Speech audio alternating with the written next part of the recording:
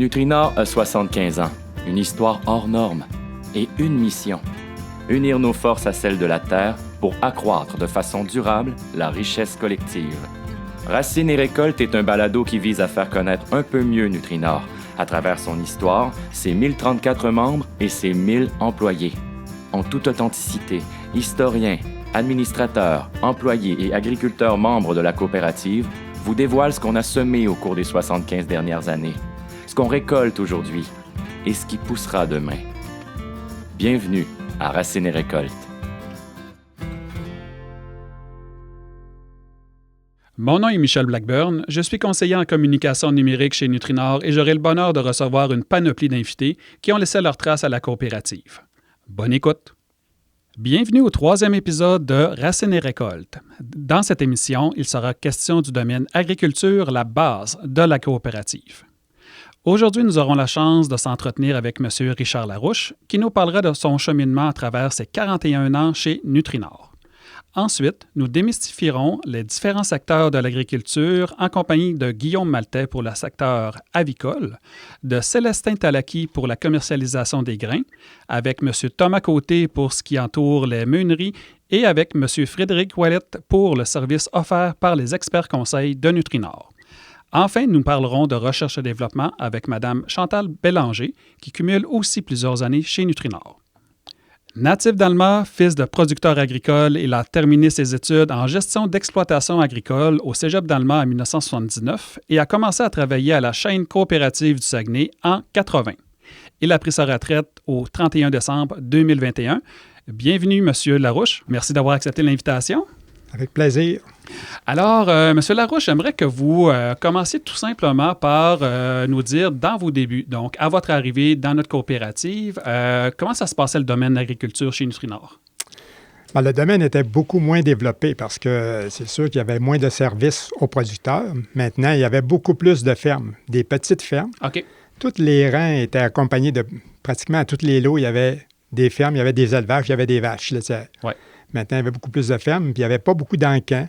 Par contre, après, ensuite, au bout de quelques années, les encans ont débuté.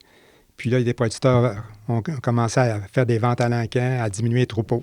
Et ça veut dire que, dans le fond, les employés qui travaillaient dans ce qui est aujourd'hui le domaine agriculture, est-ce qu'on les appelait quand même des experts conseils? L'accompagnement, comment que ça se passait? Bon, on était engagés comme représentants. OK. On était des représentants. Il y en avait un pour le Lac-Saint-Jean, puis il y en avait un pour le Saguenay. OK. Puis nous, il fallait donner quand même un service technique à la coopérative de Saint-Prime qui achetait nos suppléments et nos moulets. Puis, à ce moment-là, on donnait une journée par semaine. On allait faire un service technique, visiter les fermes de ce secteur-là pour donner un accompagnement aux producteurs pour leur donner des conseils. On parle de deux, moi j'appelle ça deux représentants, deux vendeurs pour la totalité du Lac-Saint-Jean? Oui, parce qu'en fait, il y avait, si je ne me trompe pas, il y avait 6 meuneries au Saguenay-Lac-Saint-Jean quand je suis arrivé au travail en 81. Donc, il y avait des compétiteurs parce qu'il y avait une meunerie Purina, il y avait Shurgain, puis il y avait nous, les coops. On était 3 coops au niveau du Saguenay-Lac-Saint-Jean qui fabriquaient des moulets. Parce qu'on parle que Nutrinor n'existait pas encore. On parlait de l'ACL, de la chaîne coopérative du Saguenay. C'était la chaîne coopérative du Saguenay, effectivement. Okay. De ce que je comprends, d'avoir plusieurs meuneries donnait une certaine diversité dans ce que les producteurs pouvaient vendre et acheter? Bien, toutes les meuneries avaient quand même des centres de grains, achetaient les grains des producteurs, mais ils fabriquaient toutes des moulets pour différents animaux, là, pour les moulets laitières, les avicoles ou porcins. Il y avait quand même quelques porcheries. Donc, ils fabriquaient pratiquement tous les mêmes moulets, mais on avait des secteurs qu'on pouvait distribuer nos moulets. Mettons, au Saguenay, on pouvait faire le Saguenay au complet. Okay. Au Lac-Saint-Jean, on avait un certain territoire qu'on ne se compétitionnait pas entre coopératives. À votre arrivée, à l'époque, bon, vous êtes jeune, vous êtes nouveau, les méthodes ont changé aussi. Donc, les méthodes de conseiller, de vendre par rapport à aujourd'hui étaient totalement différentes. Parlez-nous de la différence majeure entre les deux époques. Bon, c'est vrai que c'était vraiment différent avec ce qui se passe aujourd'hui. Parce que quand on voulait faire une ration alimentaire pour un troupeau, on prenait les analyses de foin, puis quand on voulait balancer la moulée, on n'avait pas d'ordinateur. OK, oui, c'est vrai. Ça se faisait avec des tablettes, un crayon puis une calculatrice. Donc, il fallait calculer les rations. Au niveau des semis, écoutez, la commande, ça prenait sur un bout de calepin. Maintenant, c'est tout fait avec des tablettes ou avec l'ordinateur les portable. calculs se font automatiques, mais à l'époque, c'était pas ça. Là. Ouais. Moi, je dis toujours c'était plus de jus de bras là, pour avoir le même résultat. Puis c'était un peu moins compliqué aussi. C'était moins sophistiqué, c'est-à-dire parce que on vérifiait surtout la protéine puis l'énergie, puis après ça, les minéraux, les éléments majeurs. Alors qu'aujourd'hui, ils vont jusqu'aux acides aminés, puis tout le tralala au complet. Là, c'est tous les éléments mineurs au complet. Puis même de ce que je comprends, certains experts conseils aujourd'hui ont vraiment on allait dire des niches là, précises, c'est-à-dire il y en a pour le domaine laitier, il y en a pour le domaine végétal, etc. Ouais. À l'époque, on faisait tout. On faisait tout. On arrivait sur la ferme. Au printemps, durant l'hiver, on prenait les commandes pour les semences. Et puis, donc, il fallait livrer pour le printemps les semences pour le mois de mai, mais on prenait les commandes durant l'hiver. Puis, c'est sûr qu'on faisait tous les clients, il fallait tous les visiter un par un. Mais c'est ce que je m'en allais dire. En plus, la tâche était colossale parce qu'il y avait encore plus de producteurs qu'aujourd'hui. Plus de fermes, mais les commandes étaient moins grosses. Ah oui, vous avez raison. Oui, c'est vrai. Donc, les troupeaux étaient plus petits, puis les superficies aussi qui étaient en culture étaient beaucoup plus petites. Étaient plus petites, oui, effectivement. À votre arrivée, là, je dis chez Nutrinor, là, mais à la CCS, là, on parle là, de l'agriculture. Vous étiez à Saint-Bruno, si ma mémoire est bonne. Ça a toujours été à Saint-Bruno. Mon bureau était situé à la Meunerie. À la Meunerie, oui, la Meunerie d'aujourd'hui. Et parlez-moi, je dirais, de comment que ça se passait. Parce que là, on a parlé de la proximité avec les producteurs, puis on ne se le cachera pas, ça a toujours été un avantage chez Nutrinor d'avoir cette proximité-là avec nos producteurs. Mais à l'époque, ça se passait différemment, si ma mémoire est bonne. C'est-à-dire que s'il y avait un producteur, ben vous étiez comme un bon vieux vendeur avec sa valise qui... la vente se faisait différemment. Oui, elle se faisait différemment parce que c'est sûr que au niveau des conseils techniques, on était plus limité parce que les fermes étaient plus petites. C'est ça. Puis les cultures étaient différentes aussi. Oui, les cultures étaient différentes. Il ne se faisait pas de maïs et de soya dans les années 81. Là, c'était seulement des céréales, de l'avoine, de l'orge. Et puis, donc, c'était quand même limité. Ce n'était pas des grandes surfaces. Puis qu'est-ce qui amenait aussi ces défis-là? Parce qu'à l'époque, on n'en parlait pas de développement durable, d'agriculture durable, tout ce volet-là qui est aujourd'hui très présent dans nos vies. Comment avez-vous vécu la transition, je dirais, même si ce n'est pas nécessairement une transition, mais le changement de mentalité qu'il y a eu dans ce domaine-là? Bien, ça a été quand même progressif. Ça a pris quand même plusieurs années avant que ça se décide. Là. Fait que, donc, avant que les producteurs commencent à penser à préserver la ressource, la terre, puis à faire attention. Donc, ça a pris quand même, l'évolution a quand même pris plusieurs années. Puis ça s'est-tu fait naturellement de votre côté? Est-ce que c'est suite à une demande des producteurs que vous sentez que l'engouement a changé ou c'est les méthodes qui ont changé par rapport à ça? C'est les méthodes qui ont changé. Oui, les méthodes. Puis tout l'accompagnement aussi avec qui était alentour des producteurs. Il n'y avait pas seulement que Nutrinor ou CCS, c'est quand même, il y avait le MAPAC, il y avait quand même les groupes conseils. Donc, c'est tous ces gens-là, quand ça s'est développé, bien, il y avait beaucoup plus de ressources pour les producteurs. On parlait tout à l'heure des différentes meuneries qu'il y avait dans la région. Il n'y en avait pas seulement une ou deux présentes. Est-ce que la façon de vendre et de récolter les grains était différente aussi, même si en bout de ligne, la meunerie reste la même? C'était semblable. C'était semblable. Oui, donc, à ce niveau-là, ça n'a pas nécessalement changé. Non, c'est plus les méthodes. Les méthodes qui ont changé. OK. Et dans le concret, dans ce qu'on appelle le day-to-day, là, bon, là, on parle, Richard Larouche vient d'arriver, il travaille dans les années, j'ai compris que dans les années 90-2000, lorsque Nutrinor a été fusionné, là, on parle de la CCS et de l'association coopérative, est-ce que ça a changé aussi les méthodes à l'intérieur de l'équipe de l'agriculture, de la façon que vous contactiez les membres? Est-ce qu'il y a eu des changements ou des bouleversements? Oui, effectivement. C'est que lorsqu'il y a eu fusion, même un peu avant, c'est que l'équipe a grossi. Je n'étais pas seulement le seul représentant. Okay. On a engagé d'autres représentants parce que là, le travail, les fermes commençaient à grossir, être un peu plus grosses. Il y avait un peu moins de producteurs, mais les fermes étaient plus grosses, donc ils demandaient un service un peu plus de suivi. Ouais. Donc, à ce moment-là, on s'est mis à grossir avec l'équipe, avoir 2 représentants au Saguenay, 2 au Lac-Saint-Jean. Dans ce moment-là, l'équipe grossissait. Puis, je suppose que ça l'a amené à diversifier votre travail. Diversifier. Il y avait quand même un représentant pour les productions avicoles. Il y en avait un pour les productions porcines. puis on était 2 au niveau du laitier. Donc, avec une équipe de 4, à ce moment-là, on pouvait plus échanger, on se sentait plus ensemble d'avoir une équipe. Oui. Et dans le laitier, est-ce qu'il y avait on allait dire une coupure, là, mais une différenciation entre le conventionnel et le bio? Ou ça faisait partie de la même... Il n'y avait pas beaucoup, c'était pas beaucoup développé dans le biologique à ce moment-là. Et ça a commencé dans quelle année? Je croirais que plus dans les années 2000, d'après moi. Plus dans les années 2000? Ouais. Est-ce que ça aussi, parce que je crois que le cahier de charge est beaucoup plus imposant pour le bio, est-ce que la façon de les conseiller aussi est différente à ce moment-là? Oui, parce que ce n'est pas les mêmes produits qu'on veut utiliser. Les produits, il faut qu'ils soient biologiques, il faut qu'ils soient acceptés par un organisme. Mm-hmm. Donc, à ce moment-là, ce pas les mêmes produits. Donc, c'est une spécialisation vraiment. Oui. Puis ça veut dire, dans le fond, que suite à l'arrivée du bio, là, mais suite aux producteurs bio, là, on est rendu dans les années 2000 environ. On arrive en 2010, là, où est-ce qu'on a arrivé avec l'agriculture durable. Est-ce que ça a changé vos pratiques avec les membres? Oui, tout à fait. En quoi, par exemple? Au niveau des membres, c'est que pour notre approche, mais c'est sûr qu'on le présentait vraiment qu'est-ce que Nutrinor voulait voir comme agriculture durable. Donc, avec le cahier de charge, puis donc, il fallait le montrer qu'est-ce qu'on pouvait faire. Puis, il fallait que le producteur adhère aussi. Donc, il fallait vendre un peu l'agriculture durable. Malgré que des producteurs nous disaient, j'en fais déjà un peu, oui, mais il faut le décrire. OK.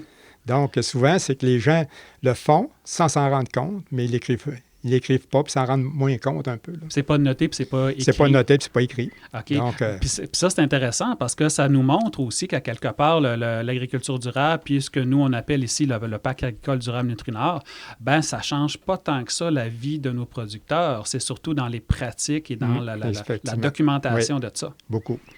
Parlez-nous, on va rentrer dans vos souvenirs. Parlez-nous, avez-vous des faits marquants, si vous aviez à me résumer, parce que moi-même, j'ai appris que vous étiez à la retraite depuis peu. Avez-vous un souvenir, avez-vous un fait marquant de votre carrière que vous pourriez dire, moi, ça, là, ça a été marquant dans ma vie professionnelle? Il y a la fusion avec Nutrinor, chaîne coopérative Nutrinor. Et ça, en quoi ça a été plus marquant? C'est parce qu'il y avait des producteurs qui étaient membres de l'ACL, de Nutrinor, maintenant, qui ne faisaient pas nécessairement affaire avec nous au niveau de la meunerie. Oui. Donc, ils étaient quand même membres aux 2 endroits, mais ils ne faisaient pas nécessairement affaire. Fait que ça a amené des producteurs qui se sont rapprochés de nous, puis ont commencé à acheter nos produits, puis fait que ça a fait un rapprochement. Puis ça l'a montré aussi à quelque part la force de la coopération. La coopération, oui, beaucoup. Génial. Ouais. Avez-vous un autre fait marquant? Il y a eu l'incendie du siège social, il y a eu des fois l'incendie de la meunerie, il y a eu l'incendie des poulaillers. Tout ça, ça a fait qu'à un moment donné, c'était des changements. Le feu a été un élément marquant dans la vie de Nutrinor. Hein? Tout à fait, parce que la meunerie, je me souviens, j'étais dans la direction des ventes à ce moment-là. J'avais engagé une nouvelle représentante. Elle commençait justement le lendemain du feu. Fait que le matin du feu, elle se présente dans le cours. Elle dit, on n'a plus de meunerie. Ça va pas bien.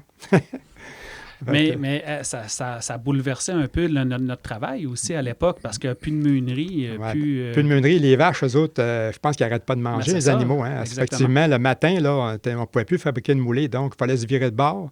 Il fallait quand même trouver de la moulée. Une meunerie qui voulait à l'extérieur de la région, qui pouvait nous faire de la moulée, qui parce pouvait nous accommoder. On était les seuls, la seule meunerie à l'époque. À ce moment-là, il y avait quand même, je pense qu'il y avait la meunerie mobile, une petite meunerie mobile qui passait par les fermes, qui faisait du grain. Là.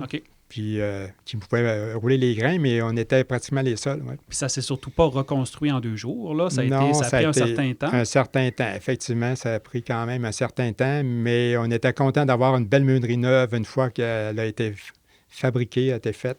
Donc, c'était important parce qu'on avait une meunerie qui était toute en acier, puis toute une belle meunerie moderne qui fonctionnait avec des ordinateurs. Donc, puis qui est toujours la même qu'on toujours la même, oui, toujours la même. D'ailleurs, l'ancienne, c'était tout à manivelle. Il n'y a pas trop d'ordinateurs. À ce moment-là, pour faire les recettes de moulée, c'était comme un piano avec... il tirait sur des câbles pour faire ouvrir les portes des carrés de grains pour faire le mix de moulée. Là. Fait que c'était manuel, beaucoup plus manuel. L'ensachage était manuel. Maintenant, c'est robotisé. C'est très différent. Puis j'ai le goût de voguer un peu là-dessus parce qu'en fait, on a commencé tout à l'heure en parlant de la paperasse là, que vous rédigiez à l'époque au crayon puis au bon vieux papier. Mais là, je trouve qu'on est dans un bon momentum où est-ce que j'aurais le goût de vous poser la question en quoi la technologie des dernières années, là, on parle à partir des, on va dire, début des années 2000, a changé vos méthodes. Ça l'a-tu complexifié, accéléré? Qu'est-ce que ça a changé concrètement? Bien, je vais commencer avec mes tout débuts. En 81, il faut se rappeler qu'on n'avait pas de pagette, pas de téléphone cellulaire. Donc, quand un producteur voulait nous voir, il appelait au bureau. Donc, quand on revenait au bureau en fin de journée ou le lendemain matin, il fallait voir nos rendez-vous, qu'est-ce qu'on avait à visiter. Il y avait une urgence, donc il fallait visiter ce producteur-là. Là, ensuite, quelques années plus tard, les pagettes, on commence, je devrais dire téléavertisseurs plutôt, parce que ça serait plus facile à reconnaître. Ensuite, on a eu des cellulaires, mais là, c'était beaucoup plus facile. Puis les ordinateurs aussi, on n'avait pas d'ordinateur. L'ordinateur est arrivé dans les années 84, je crois. Fait que pour faire les rations, donc ça a simplifié notre travail. C'est sûr que ça a été beaucoup plus facile à ce moment-là quand on avait les ordinateurs. Puis les cellulaires, au moins, on pouvait se communiquer. En temps réel. En temps réel, c'est ça, exactement. J'aimerais aussi vous poser la question. Là, on a vu dans les dernières années plus, je dirais, la robotisation à la ferme. Est-ce que avez-vous vécu ce volet-là à la ferme chez nos producteurs ou... Bien, moi, un peu moins, parce que les 10 dernières années, j'étais plus au niveau des productions végétales. OK, donc, j'étais au niveau des producteurs de pommes de terre, de bleuets, puis je faisais plus les grandes cultures. Ouais. Mais si je compare avec mes confrères qui travaillaient justement dans le domaine, oui, ça a vraiment changé les habitudes avec... toutes les nouvelles fermes qui se sont construites avec la robotisation. Puis même au niveau des producteurs, par exemple, de pommes de terre, de bleuets, de ce que j'ai compris, dans le temps, bon, c'était des plus petites fermes, des plus petites récoltes. Les fermes aujourd'hui sont de plus en plus grosses, ont de plus en plus de production. C'est quoi la grosse différence sur le terrain dans vos conseils avec le membre? Est-ce que ça ajoute un stress de plus? Je ne sais pas si vous comprenez ce que je veux dire. Bien, c'est-à-dire que les fermes, au niveau de la pomme de terre, les fermes sont beaucoup plus grosses. Donc, c'est des grosses fermes. Puis, eux, il faut qu'ils fassent eux-mêmes leur mise en marché. Hein. C'est très différent. Donc, le client, il faut qu'ils trouvent un client à eux pour vendre les pommes de terre. Puis, ça se fait durant l'hiver. Donc, ils vont sortir les pommes de terre par camion remorque. Puis, il faut qu'il se trouve un client, c'est très différent. Là. À la différence de, par exemple, un producteur de grains, que lui, il arrive à la meunerie, il vend son grain. Il peut vendre son grain, oui, effectivement.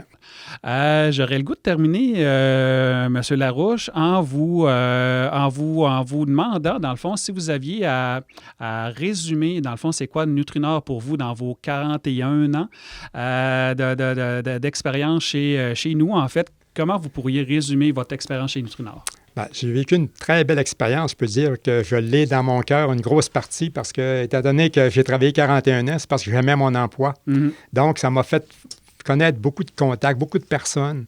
Puis, Nutrinor aussi s'occupe beaucoup de ses ressources humaines. Il y a quand même une valeur qui est quand même importante au niveau des ressources humaines, au niveau de Nutrinor. Puis ça, on s'en est rendu compte depuis plusieurs années là, que c'est important pour eux. Là. Bon, bien, un gros merci, M. Larouche, d'avoir participé à ce balado et bonne retraite. Merci beaucoup et ça m'a fait plaisir. À la prochaine. Merci, à la prochaine.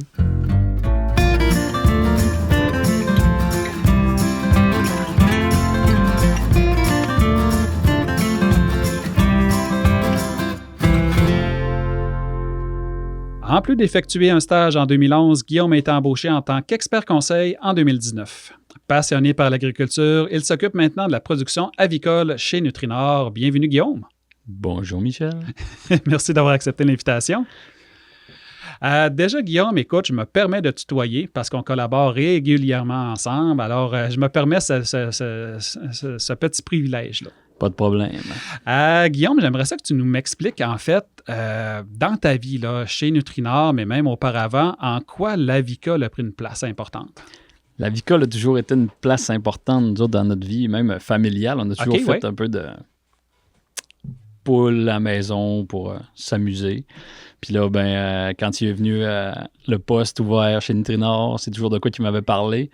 Fait que je suis parti des vaches. puis je suis sauté dans le monde avicole à OK. pieds joints. Je trouve que tu nous amènes sur de quoi d'important, Guillaume. On va segmenter les deux catégories avicoles, si je pourrais m'exprimer ainsi. En quoi on doit respecter certaines normes ou en fait, en quoi les normes qu'on nous impose sont si importantes que ça? Qu'est-ce que ça change dans nos pratiques? Ben, dans le fond, en ce moment, Nutrinor est le plus gros producteur de poulets sans antibiotiques au Canada. OK, quand même. Ouais. Fait que là, ben, on produit 2,4 millions de poulets par année, ce qui fait environ 4,5 millions de kilos de poulets. OK. Puis produit sans antibiotiques, aucunement d'antibiotiques. Là. Et ça, pour le bénéfice des gens qui nous écoutent, de produire des poulets sans antibiotiques, en quoi ça complexifie ou du moins en quoi ça change nos pratiques comparativement à ce qu'on avait peut-être plus à l'époque? Ben, on a plus de choses à suivre un peu. Là. Oui, OK, on a un cahier de charge. On a un cahier de charge à suivre. On est inspecté pour ça. Il ne faut vraiment pas avoir de moulets avec d'antibiotiques. On est surveillé sur tous les moulets qui vont rentrer dans un silo OK. pour l'expédition des poulets. Ouais. Puis là, ben, c'est pas mal ça. Et en quoi c'est important? C'est-à-dire, ça provient d'une demande du consommateur? En quoi on a décidé, par exemple, de changer un peu le... C'est surtout la vision des gens, je crois. Là, Oui. Parce qu'il est venu un certain temps qui ont enlevé aussi certaines antibiotiques qu'on n'avait plus le droit de mettre dans le poulet. Ah, je comprends. Puis là, ben, Chantal, qui était là à l'époque, elle s'est occupée de tout ça, puis on a viré ça tout sans antibiotiques. OK. Donc là, ça veut dire que de ce côté-là, aujourd'hui, on a combien de poulaillers? En ce moment, on en compte 15 poulaillers de broyeurs. Quand même. Ouais. Partout au Saguenay-Lac-Saint-Jean, Saint-Bruno, Robertval, Saint-Prime et maintenant Normandin. Donc, pour les gens qui proviennent de la région, qui ont l'occasion de voyager, vous allez voir là, les pancartes maintenant qui sont clairement identifiées. Ça veut dire aussi, tu peux peut-être nous démystifier ce côté-là, c'est-à-dire Nutrinor ne transforme pas ces poulets. C'est des gens, donc des entreprises qui nous les achètent En plein ça. pour en faire des produits. Pour en faire des produits, des poulets de chair, soit les gens ils vont acheter des poulets prêts à manger à l'épicerie OK. ou bien transformés, puis c'est comme ça qu'ils... Donc, à quelque part, des fois, on ne s'en rend pas compte, mais probablement qu'on consomme certains produits dans la vie de tous les jours qui proviennent de nos poulaillers. On produit environ 50% des poulets sans antibiotiques. Fait que tu as une chance sur deux de manger un poulet Nutrinor, Quand même. mais personne ne peut le savoir Ouais, parce que c'est ça. c'est vraiment l'abattoir qui va être marqué sur le... Ah, mon Dieu, génial. Parlons maintenant des œufs. Oui. Donc, des œufs du côté de l'avicole chez Nutrinor.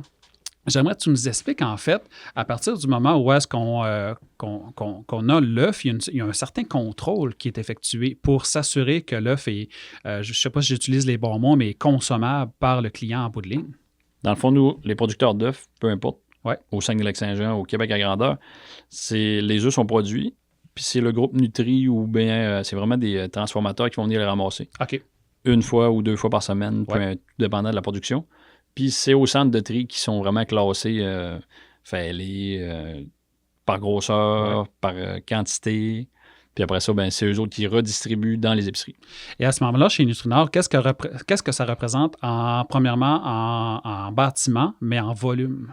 Nous autres, en ce moment, on a 65 000 poules pondeuses de production, 25 000 en volière, des œufs de poules en liberté, Ouais. puis 40 000 en cage conventionnelle. En quoi qu'est-ce que ça comporte une journée typique dans la vie de Guillaume, là, dans le domaine avicole chez Nutrinor?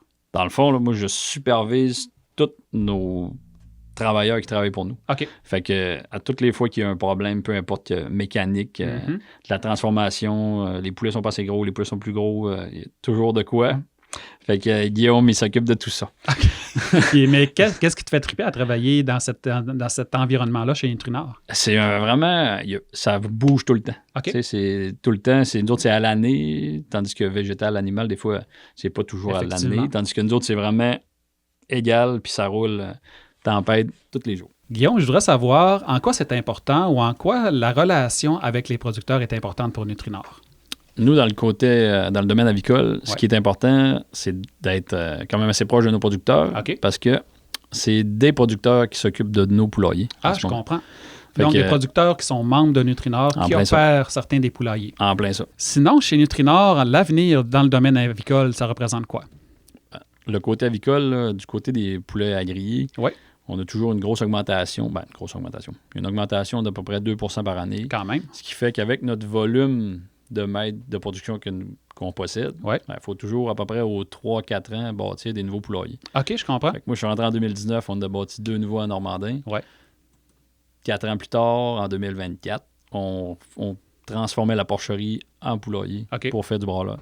Fait que là, dans 3 ans, laissez-moi un petit peu de répit. Ouais. Dans 3 ans, on respirer un peu. Respirer, puis dans 3 ans, on devrait être capable d'en rebâtir de nouveau. Puis j'aimerais finir, Guillaume, avec cette partie-là. En fait, qu'est-ce que ça veut dire pour toi, pour Guillaume Maltais, de travailler chez Nutrinor? C'est une fierté régionale. Ouais. C'est quand même grand, Nutrinor. Il y a beaucoup de producteurs qui achètent local aussi, Nutrinor. Mm-hmm. Et puis, c'est vraiment une grosse entreprise qui rayonne partout au Saguenay-Lac-Saint-Jean. Alors, Guillaume Maltais, responsable des élevages chez Nutrinor, merci beaucoup d'avoir participé à cette balado. Ça me fait plaisir. À la prochaine.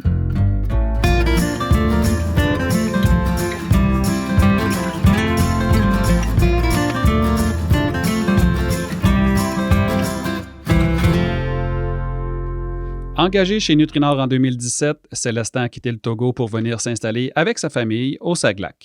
Muni d'une maîtrise en agroéconomie, une maîtrise en développement rural et d'un MBA exécutif, Célestin a tout un parcours et Nutrinor dans son cœur. Bienvenue Célestin. Merci. Merci d'avoir accepté l'invitation. Je vous en prie. Alors Célestin, j'aimerais qu'on puisse concrètement démystifier la commercialisation des grains chez Nutrinor. En fait, en quoi ça consiste exactement? Merci. Le commerce des grains, effectivement, c'est un domaine assez intéressant, en tout cas pour tout agriculteur, parce que quand on produit, il faut vendre, n'est-ce pas? Donc, c'est vraiment rester à l'affût des marchés un peu partout dans le monde, surtout la bourse de Chicago, qui est comme la référence mondiale en matière de transactions de produits agricoles, entre autres. Et puis, donc, pouvoir trouver le bon moment pour vendre son grain, le bon moment pour acheter, le bon moment pour faire déplacement, comme on le dit, pour pouvoir sécuriser les fluctuations, puisque le marché étant toujours en mouvement, donc saisir les bonnes opportunités au bon moment. C'est ça. Donc, ça veut dire que, par exemple, pour un producteur agricole, donnons l'exemple d'un producteur laitier, souvent, en fait, la récolte qu'il fait ne sert pas seulement à son bétail. Donc, ça veut dire que pour les excédents qu'il a, il a besoin de le vendre et de le vendre à bon prix. Exactement, le vendre à bon prix au bon moment. Donc, ça veut dire aussi que les occasions qu'il a de le vendre, c'est entre autres à Nutrinor. Exact. Donc, nous autres, nous sommes là sur le marché tout le temps, toute l'année. Et le producteur, quand il est prêt avec son produit, nous, on peut lui sécuriser son marché pour que ce soit une livraison immédiate ou une livraison future. On est capable de lui garantir un prix sur le marché. Ce que le service des grains fait, c'est de l'accompagner. Et comment on l'accompagne? Il y a des producteurs qui n'ont pas de moyens d'entreposer leurs grains. Ah, je comprends. Et là, ils vont solliciter le service des grains de Nutrinor de venir positionner un trailer au champ et il bat directement dans le trailer et nous allons donc prendre ce grain au champ, l'amener au centre des grains pour le séchage et l'entreposage et ensuite vendre dans les conditions de contrat qu'on avait prévues. Ah, je comprends. Donc, ça veut dire qu'il y a des facteurs à considérer pour bien conserver, bien sécher le grain pour qu'il soit optimal. Exactement. Donc, depuis le champ jusqu'à l'utilisateur final, il faut respecter un certain nombre de critères. Le prix, que ce soit la bourse dont on parle, ça prend des critères de marché. Donc, au champ, ce n'est pas sûr que le grain va respecter ces critères-là. Ça prend un centre de traitement la plupart du temps, ou soit que le producteur soit équipé. Il y en a qui sont équipés avec des cribles, avec des séchoirs chez eux, mais ceux qui ne sont pas équipés, Nutrinor, à travers nos centres de grains, nous nous occupons de récupérer ces grains et puis de les traiter, les mettre dans les conditions prévues pour le marché. Et quand on parle de grains, est-ce que la façon de faire le commerce de ça différencie selon le type de grain ou est-ce que c'est à peu près les mêmes méthodes, peu importe le grain qu'on récolte? C'est un peu différent parce que les bourses sont même différentes. OK, sont différentes en fonction des grains? Exactement. Okay. Il y a certains grains, c'est à Chicago, d'autres, c'est à Minneapolis, d'autres grains, c'est chez nous ici à Winnipeg, par exemple. Le canola, c'est transige la bourse de canola, c'est au Canada. Et chaque bourse avec ses conditions en termes de quantité, Et puis, les mois de transaction aussi varient en fonction des types de grains. Et ça veut dire que, dans le fond, la relation entre l'équipe dans laquelle tu fais partie de commercialisation des grains et le membre producteur est hyper importante. Absolument importante parce que c'est sûr qu'un producteur, quand on regarde, tu parlais tantôt des producteurs, des éleveurs qui ont des surplus qui revendent. Mais il y a aussi des grands producteurs de grandes cultures qui ne font que l'agriculture. Donc, ils n'ont pas d'élevage. Eux autres, ils font vraiment que des céréales et d'autres grains. Donc, et c'est leur gagne-pain principal. Exactement. Donc, il faut pouvoir bien choisir d'abord la spéculation, c'est quoi il veut produire, et puis quel moment il faut le vendre.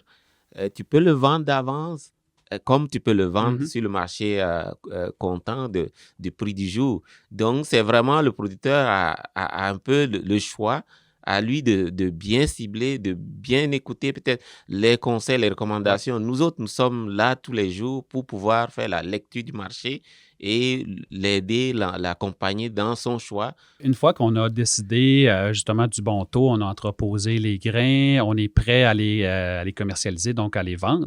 Qu'est-ce qui arrive après ça, le chemin du grain là, final? On va décider déjà au moment de la contractualisation de comment on va traiter le chemin que le grain va suivre. Okay. Si le contrat était que ça va partir du producteur directement à l'utilisateur final, on va juste lui fournir le transport, on va ramasser chez lui et puis on fait le transit vers l'utilisateur final. Okay. Donc, la plupart du temps, on va faire le transit vers nos centres des grains pour venir le traiter encore et puis là, l'entreposer, sortir au bon moment. Et cet utilisateur final-là, qui est-il? C'est des distributeurs, c'est des commerces? C'est un peu, la plupart du temps, c'est d'autres meuneries qui ne sont pas dans la région. Qui transforment ce grain-là. Oui, qui transforment le grain. Ça peut être des minoteries, donc effectivement, qui font la farine avec. Ça peut être d'autres producteurs qui vont l'utiliser, le grain, dans leur ration d'alimentation pour les animaux. Donc, c'est un peu de tout genre. Et j'aimerais connaître ton avis. En fait, qu'est-ce qui te passionne dans ce volet-là de commercialisation des grains? Écoute, ma passion le plus, c'est voir un peu le succès, la réussite des producteurs que nous accompagnons. Parce que c'est à la fin de compte, le producteur met beaucoup de moyens dans sa culture et avec beaucoup de risques. Et au final, s'il n'arrive pas à le placer correctement sur le marché, tout l'effort est vain.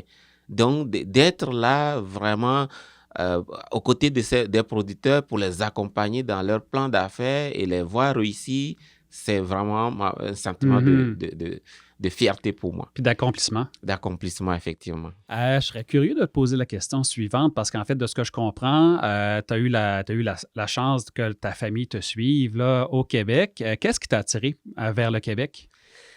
Je peux dire que c'est le travail. Oui, c'est le travail parce que quand je suis arrivé au Canada, je suis arrivé d'abord en Ontario.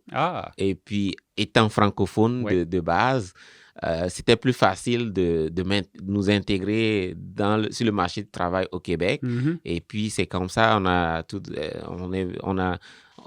on a déménagé de l'Ontario pour s'installer au Québec.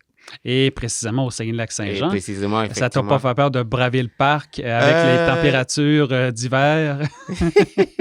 Non, c'est sûr que c'est avant de venir s'installer au Saguenay-Lac-Saint-Jean, on ne connaissait pas grand-chose de la région. Et c'est grâce à Nutrinor que nous sommes effectivement venus.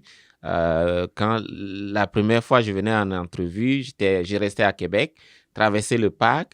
Et puis, oui, c'était long à traverser le parc, mais une fois le parc traversé, de voir le lac avec tout ce qui l'entoure, le monde, les champs, les verdures, c'était très beau à voir. Et puis, on s'est très vite retrouvés dans comme si on n'avait jamais quitté notre élément de base. Donc, ça veut dire que présentement, tu es avec, on l'a mentionné, avec ta femme, des enfants? Oui.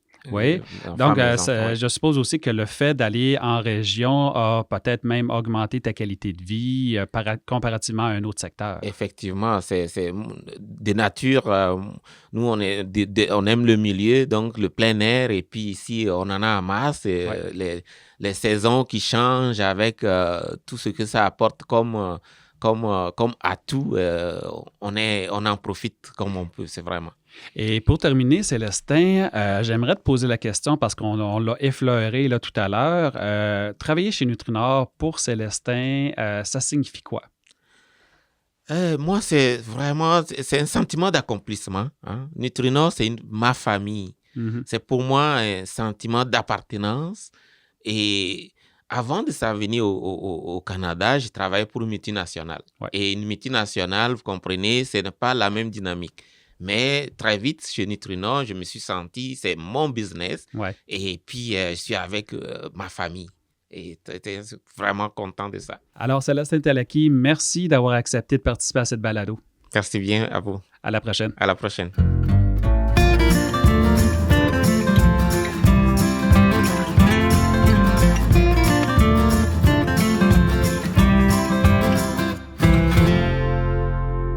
On continue maintenant avec Thomas Côté, coordonnateur production à l'agriculture. Bienvenue, Thomas. Oui, merci Michel. Merci d'avoir accepté l'invitation. C'est un plaisir pour moi. Comme plusieurs de nos collègues à l'agriculture, écoute, je me permets de tutoyer. On a affaire quand même assez régulièrement ensemble, donc ça va être réciproque aussi. Parfait. On ne va pas faire comme si on se connaissait pas. Oui, exactement. Thomas, écoute, explique-moi tout d'abord, c'est quoi ton rôle dans l'équipe de l'agriculture chez Nutrinor? Oui, bien, mon rôle, mon poste, en fait, c'est coordonnateur de production. Donc, je m'occupe pas juste d'une place, je m'occupe de plusieurs places différentes. Donc, je m'occupe de tout ce qui est production en agriculture. Donc, on parle de l'alimentation animale et de la production végétale aussi, qui sont nos deux principales branches. OK.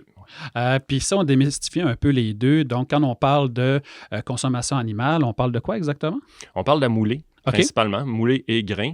En ce qui nous concerne, bien entendu, les animaux vont manger d'autres choses que ça aussi. Je pense au fourrage, à ces trucs-là. Mais nous, on se concentre vraiment sur la partie production de moulée. Dans ce cas-là, si on parle de la production de la moulée, c'est à Saint-Bruno que c'est conçu, que c'est fait? Oui, exactement. La meunerie est à Saint-Bruno. On peut la voir là, dans le rang 6, croisement rang 6, route 170. Ouais. Donc, c'est la grande tour là, que les gens, des fois, mélangent. C'est bien ça. Exactement. On ne peut pas la manquer. Il y a une belle inscription de Nutrinor sur 2 faces qu'on a fait faire dernièrement. Donc, ça saute aux yeux. Qu'on voit quand même de loin le soir. Là. Définitivement. C'est génial.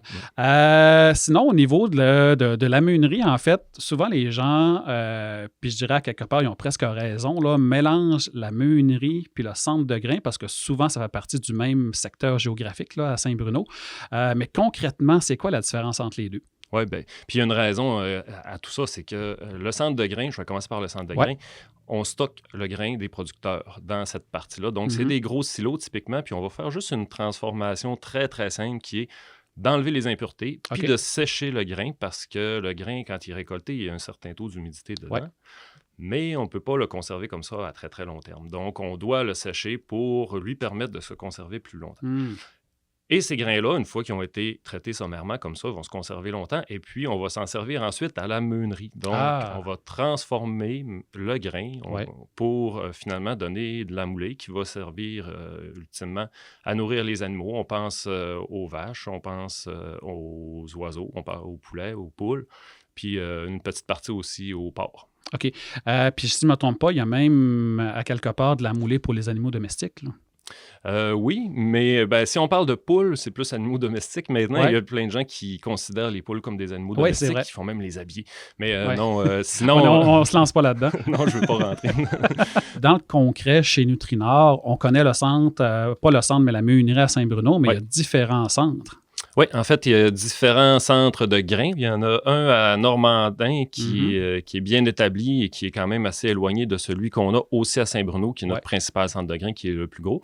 Et ça veut dire, si je ne me trompe pas, autant à Saint-Bruno qu'à Normandin, il y a une partie bio, si ma mémoire est bonne.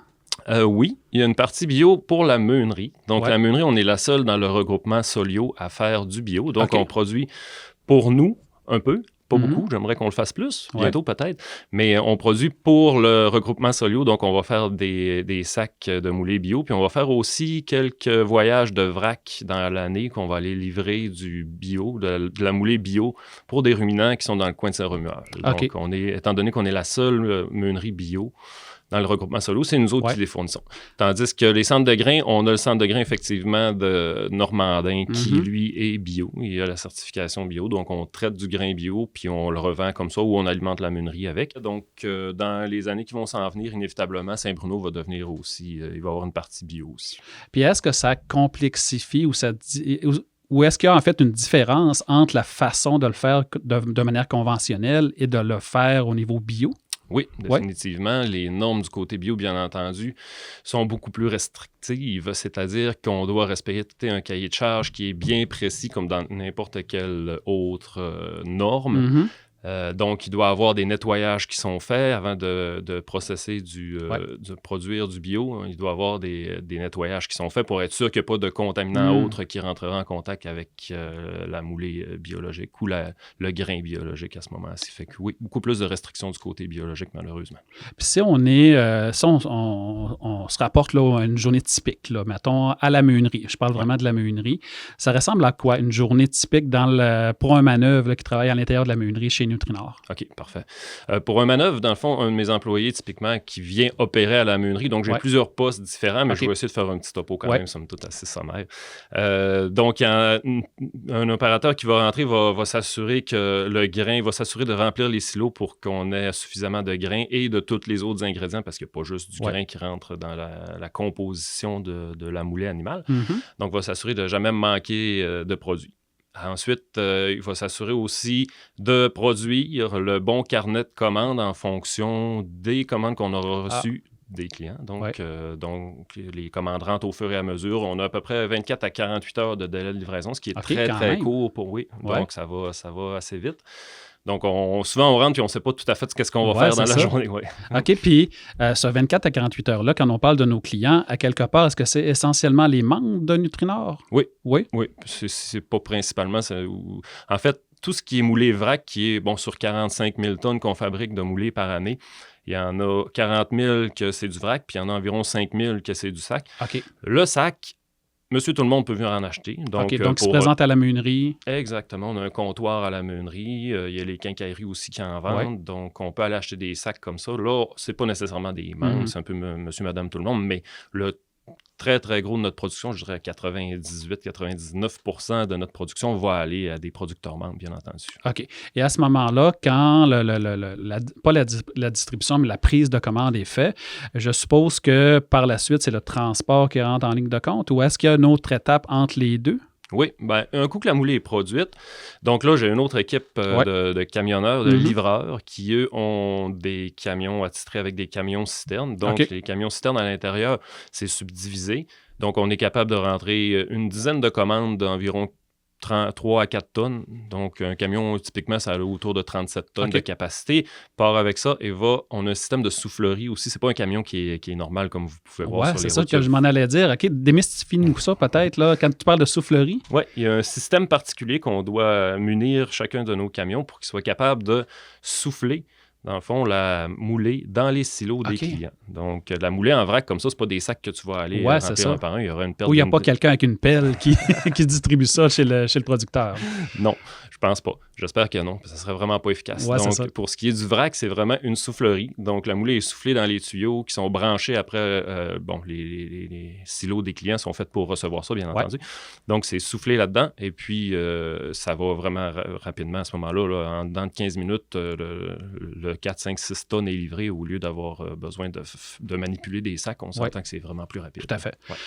Donc, ça veut dire en ce moment-là, la citerne, à partir du moment où est-ce que la commande est prise, tu me disais de 24 à 48 heures que ça se retrouve à la ferme? Oui, produite et chez le client.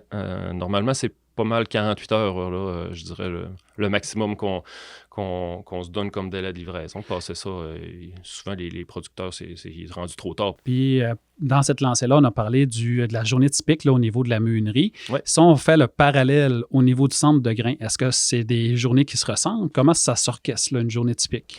Oui, bien, quand on tombe du côté du centre de grains, je dirais que cette partie-là est beaucoup plus saisonnière, Okay. au même titre que le végétal quand on parle des semences, quand on parle des engrais notamment. Donc, beaucoup plus saisonnier. Donc, il y a une partie qui s'étend du mois d'août, je dirais, jusqu'au mois d'octobre, que là, les récoltes, évidemment, surviennent à ce moment-là, qui est beaucoup plus achalandé, qui est beaucoup plus occupé au niveau de la logistique parce qu'on doit ramasser le grain chez les producteurs et le traiter rapidement aussi. Donc, il y a une partie de l'année qui demande d'avoir, par exemple, pour le centre de grain à Saint-Bruno, de 2 à 3 personnes qui opèrent. OK. Quand, normalement, je peux avoir une personne facilement qui fait juste un chiffre de jour puis juste 8 heures par jour, ce qui est amplement suffisant. Donc, on comprend la saisonnalité, mais autrement, dans l'opération en tant que telle, ben, ça reste que c'est des silos à remplir. Donc, c'est beaucoup de la manutention de grains. Donc, on reçoit le matériel. C'est bien important de l'envoyer, chaque grain dans le bon silo, bien entendu, pour pas qu'il y ait de mélange. Je ne sais pas que c'est jamais arrivé. Non, surtout pas. Non, jamais. Mais on réussit tout le temps à s'en sortir, mais ça prend des gens qui sont effectivement très consciencieux. Et ensuite, au niveau du nettoyage, ben, il y a des cribles, des cribles rotatifs qui existent pour enlever le maximum d'impuretés, pour donner une meilleure valeur au grain. Et ensuite, le séchage, donc, qui se fait dans des gros séchoirs, qui sont des gros séchoirs industriels qui traitent plusieurs tonnes par heure. Là. Puis par la suite, pour aider un peu à imager, là, je m'en allais dire le chemin du grain, mais c'est presque ça. Une fois qu'ils se retrouvent dans nos centres de grains, par la suite, qu'est-ce qui se passe? Oui, dans nos centres de grains, ben, il est stocké là pendant plusieurs jours, semaines, mois. Année, on ne veut pas, parce que quand arrive la haute saison, on veut que nos silos soient complètement pleins. Pour être capable d'en emmagasiner d'autres. Exactement. Il faut faire de la place. Il faut faire de la place parce qu'on n'en a jamais assez de la place quand arrive le temps des récoltes. On n'en a jamais assez. Donc, on veut le tasser. Bon, rendu au mois de juillet-août, on voudrait être complètement vide. Par contre, ben, c'est ça. Le chemin que va faire le grain, il y a comme deux principaux chemins, je dirais. Il y a le premier qui est probablement le plus gros volume, c'est que c'est vendu à des gens qui commercent du grain, là, puis là, où ça s'en va après ça, ailleurs au Canada, au Québec. C'est ça.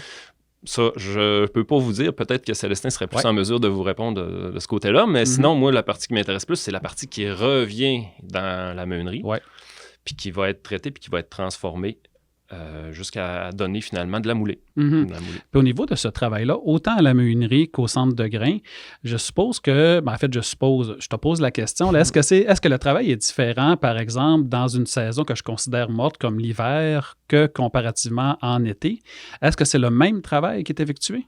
Pour le centre de grains? Oui. Ben, pour le centre de grains, en fait, c'est le volume qui va changer beaucoup. Parce qu'en tant que tel, on n'est pas capable de tout traiter ce qui rentre pendant les récoltes. Fait que là, on stocke le grain qui est humide. Par contre, on a une capacité de traiter, puis oui, on va faire plus de corps de travail pour être capable de se faire de la place, bien entendu, sauf que arrive un moment où on a une capacité maximum qui est atteinte. Donc, on va prolonger, dans le fond, ce traitement-là durant une partie de l'hiver, puis donc on va sécher, puis on va traiter le grain humide encore, puis on va le transférer de silo. Donc, on a toujours, exemple pour le blé, on reçoit le grain humide, donc on a un silo de grain humide, on le traite, et on met ce grain-là dans le silo de la même céréales, mais séchées. Donc, voilà, c'est ce qu'on fait. Fait que les opérations, oui, je dirais, d'une partie à l'autre pour un centre de grains vont se ressembler. C'est plus la quantité de grains à traiter dans une période qui va changer. Fait que c'est toujours en mouvement, là, d'un mois à l'autre, que ce soit en hiver ou en été, il n'y a pas grand-chose qui change finalement. Non, pour les opérations du centre de grains, non. Puis de la meunerie, je dirais que c'est un petit peu la même chose. La meunerie, en fait, là, les animaux, ils mangent à peu près toujours la même chose. Ouais, c'est ça. Autant les poulaillers que le ruminant, donc vont manger à peu près toujours la même chose. Donc, il n'y a pas de saisonnalité, en fait, dans la meunerie. Contrairement à ce qu'on pourrait penser, parce que, dans le fond, le bétail a toujours besoin de se nourrir, mais à quelque part, dans l'équipe, à l'agriculture, au niveau de la meunerie, puis même du centre de grains, c'est comme un éternel recommencement, c'est-à-dire la même job est répétée pour pouvoir être en mesure de fournir 365 jours par année nos producteurs. Oui, exactement. Je dirais que la plus grande partie qui est variable dans l'agriculture, c'est les semences, semences, les engrais, les protections de culture. Puis si on parle plus de l'avenir, ça va représenter quoi, autant d'un côté que de l'autre, c'est-à-dire dans la meunerie que du centre de grains, les défis qui vont être face à nous dans les prochaines années?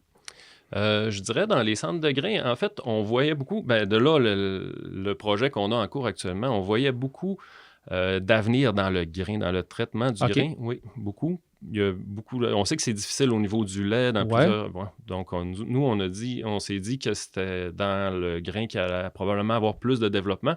Puis on le sent déjà, là, la courbe d'année en année. On augmente toujours les transactions de grains qu'on a avec les clients. Donc, on avait beaucoup de demandes de ce côté-là. Et puis, on a un avantage aussi à conserver le grain chez nous plus longtemps plutôt que de le vendre tout de suite, étant donné qu'on manque de place. Là, maintenant, pendant les récoltes, tu es obligé de tout vendre tout de suite, même si le prix est bas.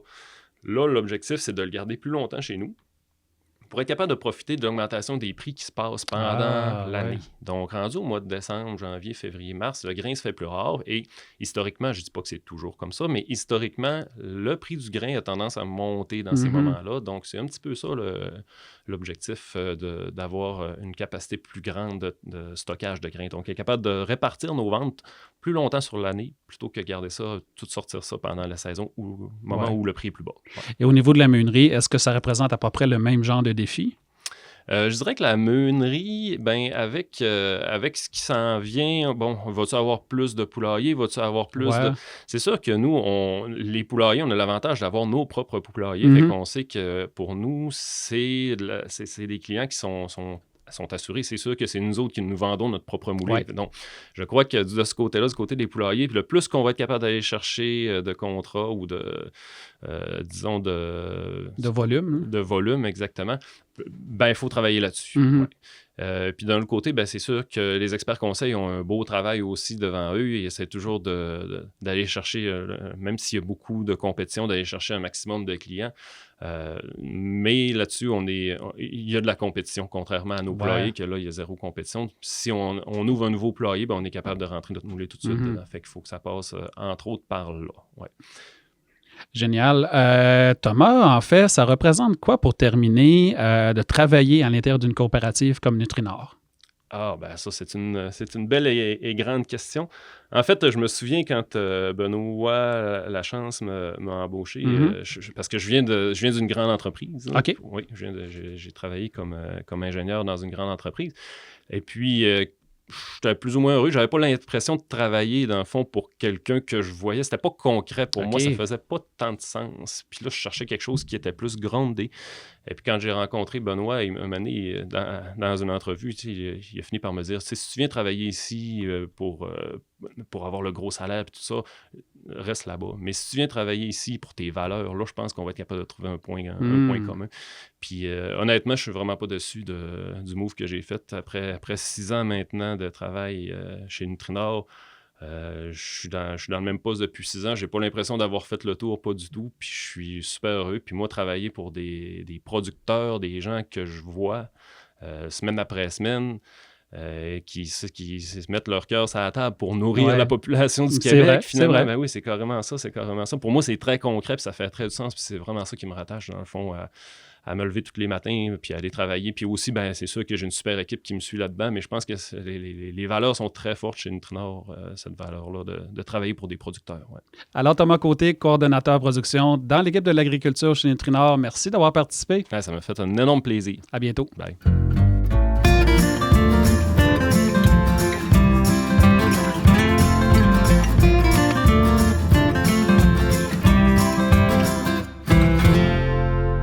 Après avoir été stagiaire chez Nutrinor pendant 2 étés, diplômé d'un bac en agronomie de l'Université Laval, Frédéric devient expert conseil à temps plein pendant sa dernière session en janvier 2014. Habile dans différents postes, autant pour aider les producteurs et productrices qui œuvrent dans le domaine végétal ou animal, Frédéric a laissé sa marque de Chambord jusqu'à Petit-Saguenay.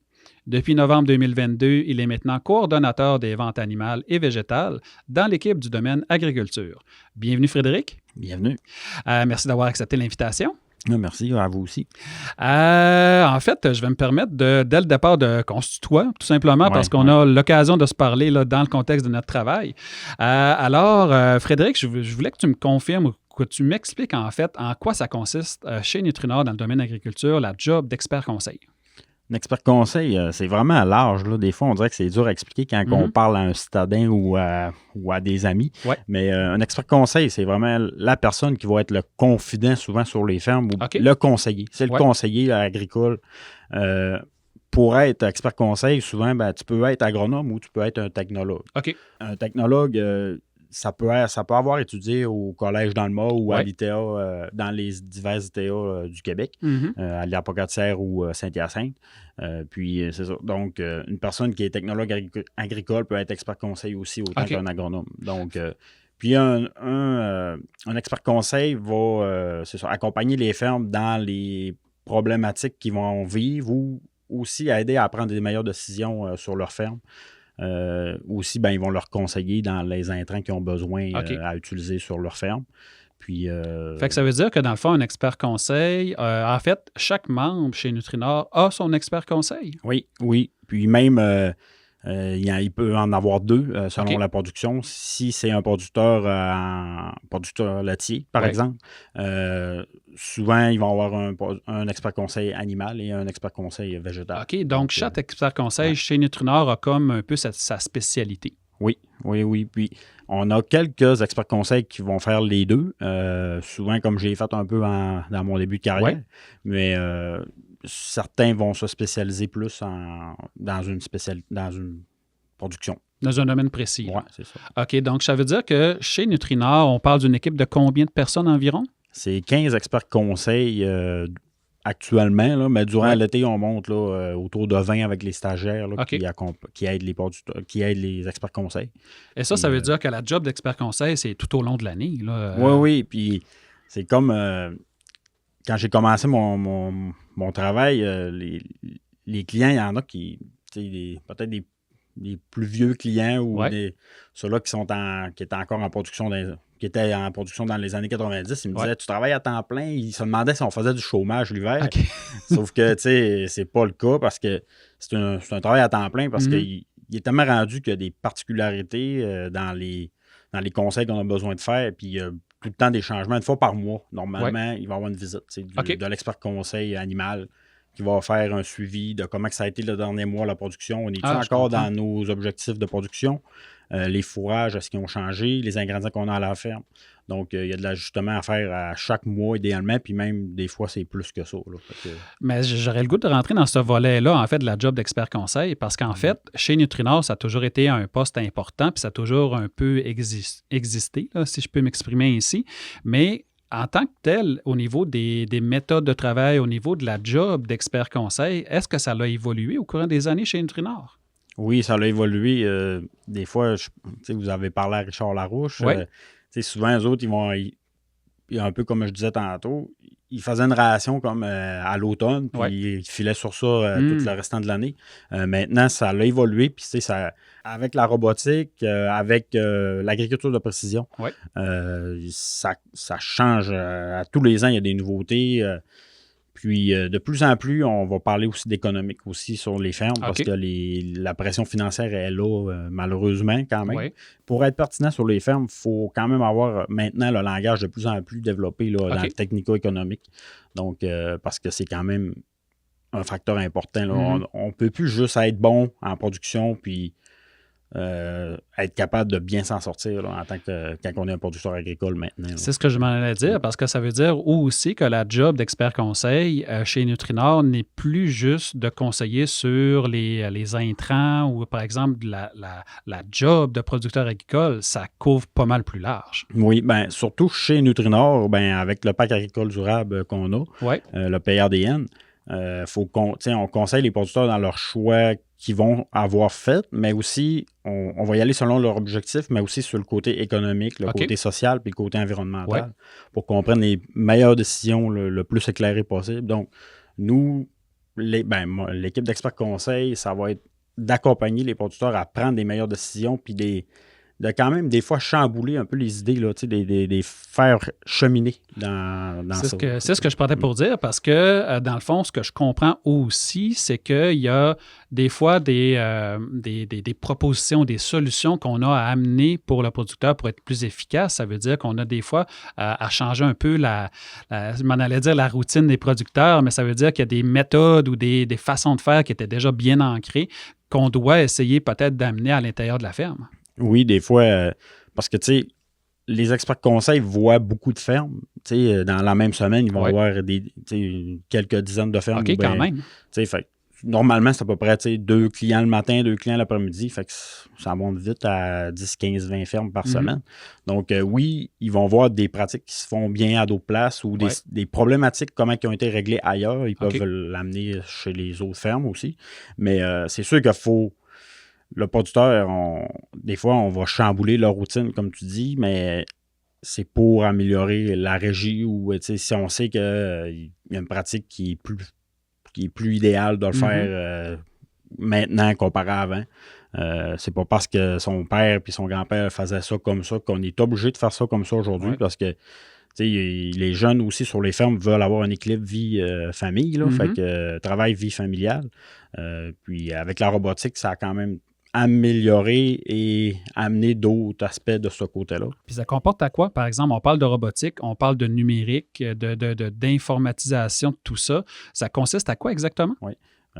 C'est ça, souvent, on va le mettre au sens large. On dirait tout le temps on dit robotique ou amélioration des pratiques, mais la robotique, c'est vraiment la robotique dans les robots de traite. Ah, OK, je comprends. C'est vraiment là, parce le que robot les gens, qui va traire les vaches. Là. C'est ça, puis souvent les gens ont encore la perception que c'est l'agriculteur qui traite ses vaches, et puis ça aujourd'hui. Non, c'est ça. C'est plus automatisé. Il y a encore quand même plusieurs fermes qui ne sont pas robotisées dans la région, puis ça a encore sa place, puis tu sais, il y a des modèles différents selon où est-ce que l'entreprise est rendue puis comment la relève est préparée pour dans le futur, mais ça reste que la robotique, c'est ça. Il y a plusieurs fermes qui sont robotisées, mais il y a aussi des fermes qui sont pas robotisées, mais mécanisées un peu plus, mettons, avec des salles de traite qui demandent moins de main-d'œuvre éreintante, si on peut dire ça. Mais les salons de traite vont permettre de traire plus rapidement un nombre de vaches à l'heure, par exemple. OK, je comprends. Pour les plus gros troupeaux, c'est plus pratique d'avoir un salon de traite là, que d'avoir 100 vaches attachées maintenant. Là. Fait qu'il y en a quand même qui sont attachées avec 100 vaches, mais ils ont presque toutes ces fermes-là ont des projets dans un moyen long terme. Là. Puis même si on continue au niveau de l'informatisation, tout ça, au niveau de la gestion du champ, c'est différent de comment que ça fonctionnait il y a même juste quelques années. C'est rendu plus informatisé, plus, j'oserais dire, plus intelligent de la façon qu'on gère les champs.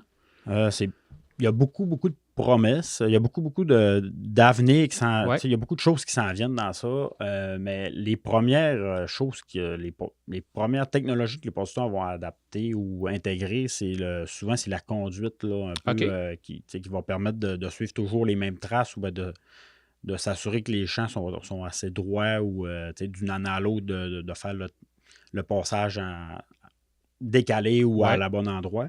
Ça, c'est les premières technologies qui sont utilisées. Souvent, c'est l'autoguidage par GPS ou comme ça. Souvent, aussi, les machineries sont de plus en plus larges. Donc, avant, on pouvait regarder en arrière et voir si on était au bon endroit, mais maintenant, c'est un peu plus dur quand on a une machinerie de 30-40 pieds. Puis, il y a certaines machineries qui sont à 120 pieds de large. Donc, on n'a pas le choix d'avoir un GPS là, parce que sinon, le producteur peut se tromper de facilement 4, 5, 6 pieds. Là. Donc, c'est dans ces cas-là, ça demande d'avoir la technologie pour utiliser les ressources à bon escient. Là. Ça veut dire, là, où, encore une fois, l'expert conseil ou l'expert conseil est super importante pour pouvoir bien conseiller et amener peut-être les fermes qui pensent de se moderniser vers le bon choix à adopter en fonction des besoins. Oui, bien, nous aussi, ce qu'on va apporter comme aide, là, c'est d'avoir la plateforme aussi là, pour l'agriculture numérique. Il y a certains producteurs qui utilisent là, nos conseils dans ça. Donc, on va faire des analyses de sol géoréférencées. Puis après ça, il va y avoir des applications à taux variable qui sont gérées à partir de notre conseiller en agriculture numérique. Donc, c'est vraiment dans nos logiciels. Puis, on intègre ça aussi. Le conseiller en agriculture numérique va connecter les équipements avec les recommandations qu'on va avoir faites. Pour que ça fasse du sens au jour le jour chez le producteur. Oui, c'est ça. Puis des fois, il y a un défi, de connecter une machine avec un tel... d'envoyer nos recommandations dans la machine. Donc, le conseiller va être là pour ça aussi. Puis en fait, pour Frédéric, là, dans la vie de tous les jours, là, on voit une panoplie de différentes applications qu'on peut faire et qu'on peut avoir au niveau du producteur. Ça serait quoi ta plus grande satisfaction? Ma plus grande satisfaction, c'est de faire évoluer l'équipe, puis aussi, chez Nutrinor, de voir qu'on a de l'impact dans ce qu'on a comme idée. Que c'est écouté puis qu'on est capable de faire évoluer la coopérative, mais aussi les producteurs de la région, puis aussi la région, puisque notre région, c'est beaucoup une région agricole. Ouais. Donc, je suis quand même quelqu'un de régionaliste, puis que je pense que travailler chez Nutrinor, c'est la place idéale pour faire de l'agriculture, puis d'intégrer ça, d'intégrer l'agriculture à la région, puis de faire évoluer la région. Puis ça fait du sens sur ce que tu dis, parce que j'aurais le goût de finir l'entrevue avec la question suivante. En fait, qu'est-ce que tu crois qui a fait en sorte que Nutrinor est Nutrinor aujourd'hui en 2024? Je crois que c'est parce que Nutrinor a tout le temps eu à être on est une coopérative régionale, puis on a tout le temps... écouter nos racines, ou on a mis nos forces à ça de la terre, là, comme on dit. Puis je pense que c'est vraiment parce qu'on ne s'est pas dénaturé, je pense, puis on a décidé d'être maître de nos décisions. Mm-hmm. Puis je pense qu'on a peut-être appris de nos erreurs. De nos erreurs, je dis, je n'étais pas là dans ce temps-là. Oui, des erreurs. C'est une belle façon de le dire, oui. C'est ça. Puis je pense que, Nutrinor est là parce qu'on a aussi une région que les producteurs dans la région sont fiers de leur coopérative puis sont très régionalistes. Je pense que des fois, on est une région que ça n'a pas tout le temps été facile économiquement. Mm-hmm. Puis je pense que les producteurs se rendent compte que sont mieux servis par des intérêts régionaux que la compagnie privée, ou que il y a de la place pour la compagnie privée pareil, mais je pense que le Nutrinor est un des meilleurs véhicule pour faire avancer l'agriculture régionale. Tout à fait. Alors, Frédéric Ouellette, coordonnateur des ventes animales et végétales dans l'équipe du domaine agriculture, merci beaucoup d'avoir participé. Merci beaucoup. Au revoir.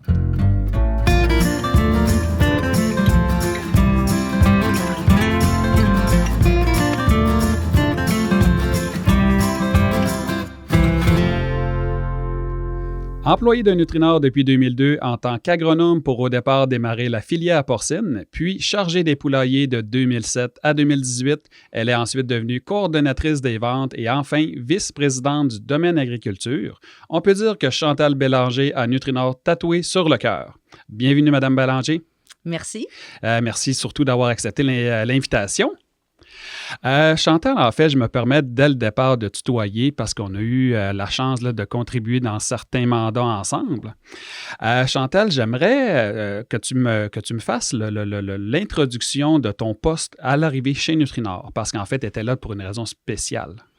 Oui, en effet.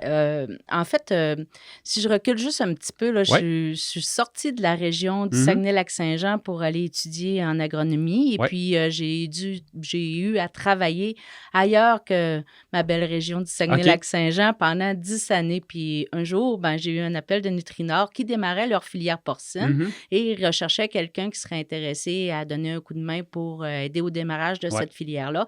Donc, ils m'ont appelé et écoute, c'était pour moi un cadeau du ciel. Là. J'ai pu revenir dans la région. J'ai accepté bien évidemment. Puis je suis revenue dans la région avec ma famille, mon conjoint, proche de mes parents, dans ma magnifique région avec mes montagnes et mes forêts. Donc, j'étais vraiment enchantée. Ça fait qu'on a parti... en fait, j'ai contribué. La filière porcine était déjà en démarrage depuis quelques mois. Elle existait déjà? Oui, mais c'est une question de mois. Là, ça faisait pas beaucoup de temps que c'était commencé. Donc, j'ai pris le relais. Je travaillais précédemment juste avec des producteurs de porc. Donc, j'ai pu contribuer, essayer d'améliorer ou en fait d'apporter mes connaissances pour essayer de mener à bien ce projet-là en 2002. Et à l'époque, est-ce que Nutrinor possédait déjà leur propre porcherie? On avait le lien avec les producteurs de porc? À ce moment-là, Nutrinor possédait une maternité porcine de 1000 truies.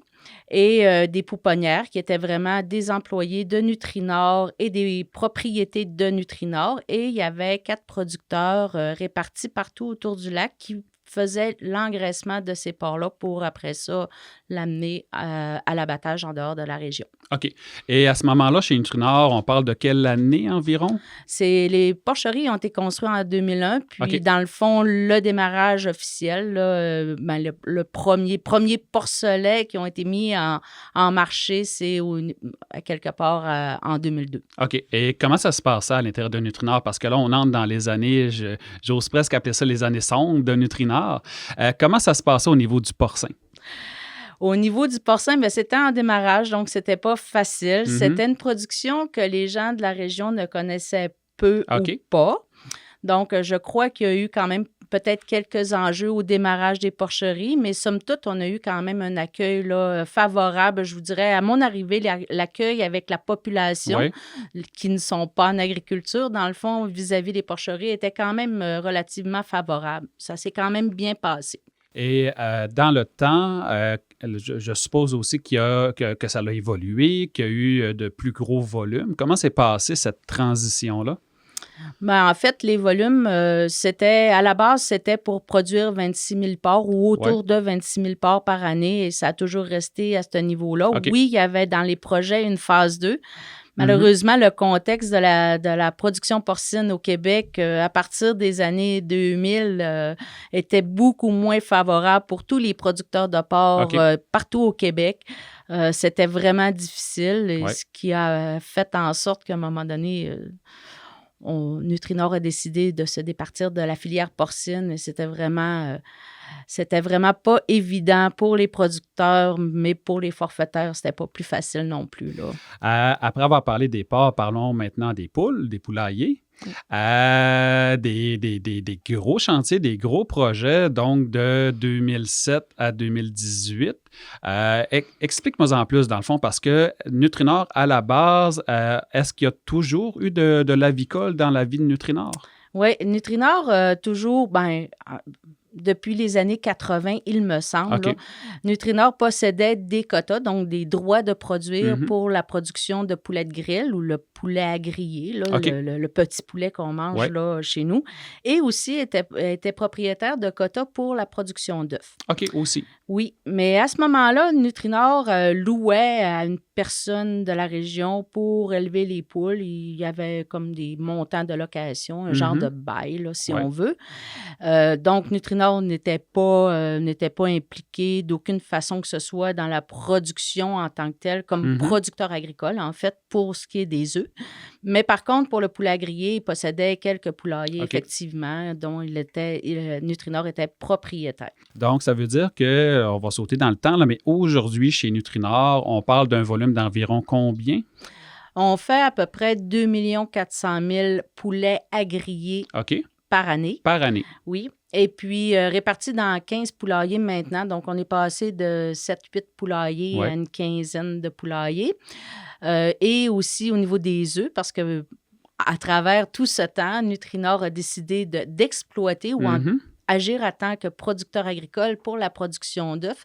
Donc, c'est à peu près 60 000 poules que nous possédons actuellement pour faire à peu près 1 300 000 douzaines par année ou à peu près, là. Quand même, OK. Fait qu'on est quand même un producteur d'importance, si je ne me trompe pas.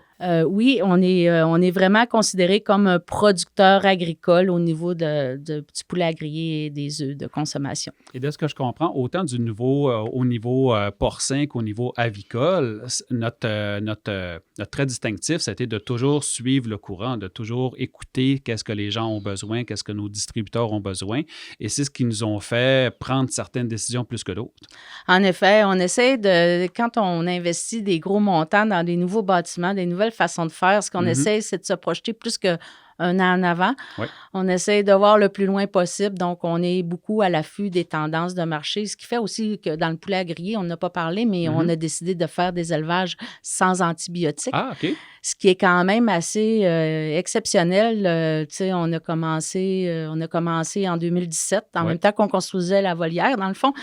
Question de mettre un autre chantier. Ben oui, on s'est dit pourquoi pas. Et puis, c'est ça, on est parti, on a décidé de se lancer avec un poulailler en étant très nerveux parce que, bon, il y a quand même des challenges, des petits défis là, dans lesquels les antibiotiques sont là pour que les oiseaux ne se tombent pas malades parce qu'ils sont dans leur fumier. Tu sais, on met des copeaux de bois, mais ils finissent par manger là-dedans et comme un poulet, ça picore partout, ben, ils peuvent manger quelques petites bactéries et tomber malades. Donc, on a dit, OK, on essaie de faire une façon d'élever. On avait un acheteur qui croyait à ce genre de produit-là. Donc, on a commencé un poulailler, puis un autre, puis un autre, puis un autre. Puis, je vous dirais que 2018, la majorité des poulaillers étaient tous sans antibiotiques. Ouais.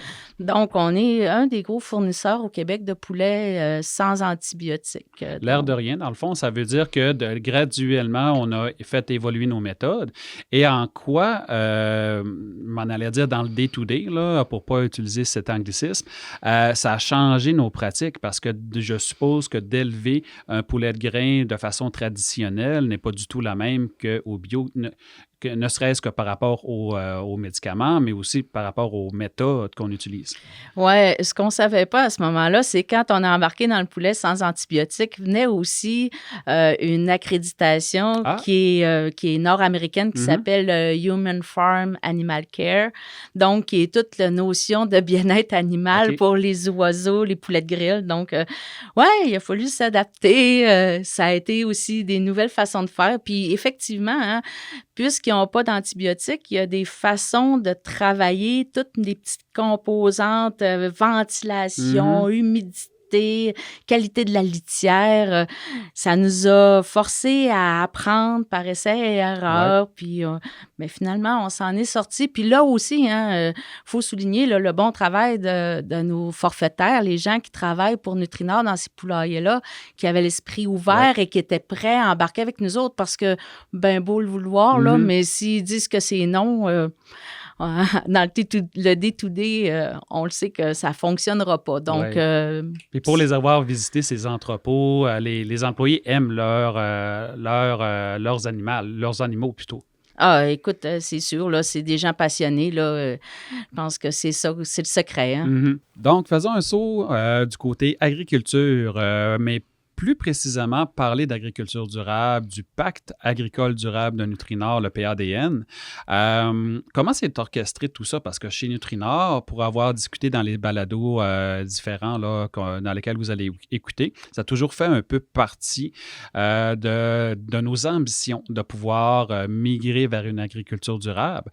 J'aimerais que tu puisses nous parler dans la vie de Nutrinor, dans l'équipe d'agriculture, comment c'est orchestré toute cette transition? En fait, en 2020, quand j'ai eu le poste de vice-président, on a lancé quelques semaines plus tard le pacte d'agriculture durable. Donc, en fait, dans le temps, on est en plein COVID. Exactement. Et on a quand même une certaine pression qu'on sait qu'il va y avoir du lait issu d'agriculture durable. Donc, qui va sortir comme 8-10 mois plus tard. Donc, on a dû embarquer de plein pied dans l'agriculture durable avec le pacte d'agriculture durable. Et en fait, c'est un sacré beau projet, ce pacte d'agriculture durable-là, parce que on entend beaucoup parler de gens qui se disent durables dans leur agriculture, mais sans vouloir dénigrer personne, la façon que ça a été monté en mettant l'économie, donc la rentabilité d'une ferme d'abord, avant tout, c'est quand même quelque chose de super important pour les producteurs agricoles. C'est sûr qu'il y a plein d'autres beaux défis, nos terres, nos animaux, la cohabitation et tout ça, c'est tous des beaux objectifs, mais la rentabilité économique, pour moi, restera toujours la partie la plus importante pour permettre que nos producteurs agricoles adhèrent facilement, parce que c'est un programme qui est volontaire. Hein? Le producteur, il n'est pas obligé de s'en aller là-dedans. Fait qu'il faut trouver des choses qui peuvent aussi lui parler. Puis je pense que c'est pas vrai qu'on peut aller vers une durabilité sans penser de rentabilité à la ferme. La pérennité de nos terres agricoles, de nos producteurs, des familles agricoles, ça restera toujours une des bases. Là. Et la réception a été bonne? Très bonne, vraiment surprise que ça a adhéré à ce point-là. Les producteurs, ils étaient rendus là, je pense. Oui, dans leur cheminement. Oui, puis je pense que vous allez en entendre parler par d'autres balados là, de l'historique de toute cette démarche-là. Donc, je m'en irai pas dans ce chemin-là, mais ça faisait quand même un bout de temps que les producteurs en entendaient parler. Donc, ça a été quand même, somme toute, assez facile d'avoir de l'adhésion de nos membres propriétaires. C'est ce que je m'en allais dire, parce qu'avant tout, Nutrinor, bon, oui, c'est des membres propriétaires, mais aussi, souvent, les gens imaginent encore le membre producteur agricole comme étant, lui, d'antan qu'on image un peu dans les différents médias.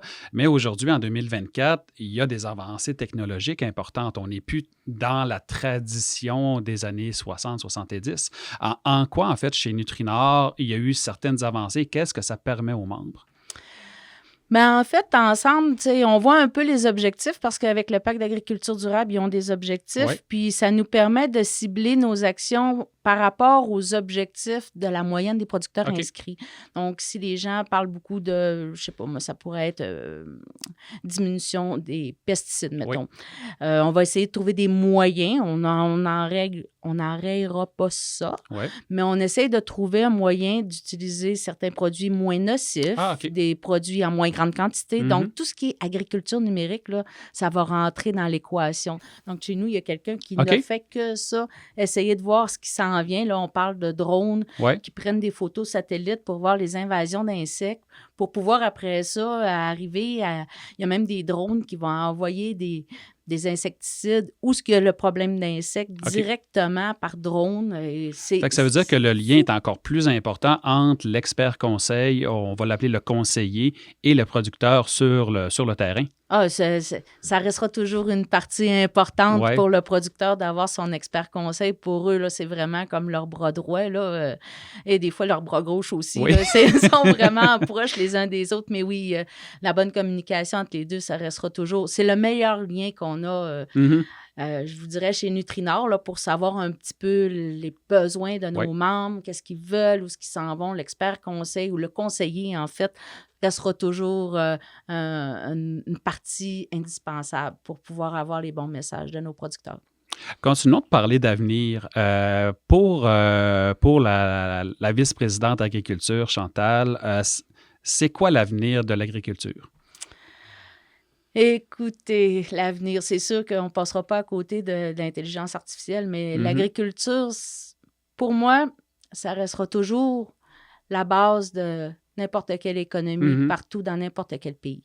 Les producteurs agricoles seront toujours la base de tout. On l'a vu, là, en plein COVID, le monde, tout ce qu'il voulait, c'est avoir quelque chose à manger. Ça courait les épiceries. Oui, il y a le papier de toilette, mais bon. On n'en fait pas encore. Mais c'est ça. Peut-être dans un futur. Mais bref, l'agriculture restera toujours important. Pour les producteurs agricoles, la main-d'œuvre avec les jeunes aussi, ils sont plus connectés. Donc, il faut qu'on ait des choses qui leur parlent, qui vont leur simplifier la vie et surtout améliorer leur qualité de vie, les jours de congé, par exemple. Donc, puis la main-d'œuvre qui est moins en moins disponible. Donc, il faut avoir, maintenant, il y a des tracteurs, les tracteurs peuvent se conduire tout seuls là, avec la géoréférencement. Donc, il faut avoir des méthodes comme ça pour améliorer la qualité de vie de nos producteurs agricoles. Oui, là, maintenant, mais les futurs aussi, pour qu'il y ait, c'est ça. Fait que je pense qu'on ne peut pas passer à côté de ça. Il faut aussi que... En tout cas, je rêve d'un jour où les gens vont donner la pleine importance à chacun de nos producteurs agricoles qui travaillent à tous les jours pour fournir... pour nourrir le monde. Exactement. C'est très peu de pourcents de la population qui nourrit un paquet de monde. Puis d'avoir la reconnaissance de la population en général, je rêve de ça un jour. Pour terminer, Chantal, j'aimerais te poser la question. Ça signifie quoi de travailler chez Nutrinor pour Chantal Bélanger? Donc, comme tu l'as dit à l'introduction, j'ai Nutrinor tatoué sur le cœur. Cette entreprise-là, cette coopérative-là m'a toujours fait confiance, m'a permis de me rendre où je suis présentement. J'avais jamais pensé me rendre là. Mais ça restera toujours une entreprise d'avant-garde, une entreprise qui croit à ses producteurs, ses propriétaires, ses membres. Pour moi, puis réussit à développer des super produits puis des super services qui vont par le biais d'autres divisions chez nous rendre service aussi à la population. Mais Nutrinor, c'est une entreprise, un fleuron régional. Il ne faudra jamais l'oublier. J'espère que ça va continuer encore pour les 75 prochaines années. On l'espère tous. Chantal Bélanger, vice-présidente du domaine agriculture, merci d'avoir participé à cette balado. Merci, Michel. C'est ce qui conclut l'épisode 3 de Racines et récoltes. J'espère que nos dernières rencontres vous ont permis de démystifier ce que Nutrinor fait en agriculture. Merci à nos invités. Rendez-vous à l'épisode 4 où il sera question de l'agroalimentaire. À bientôt.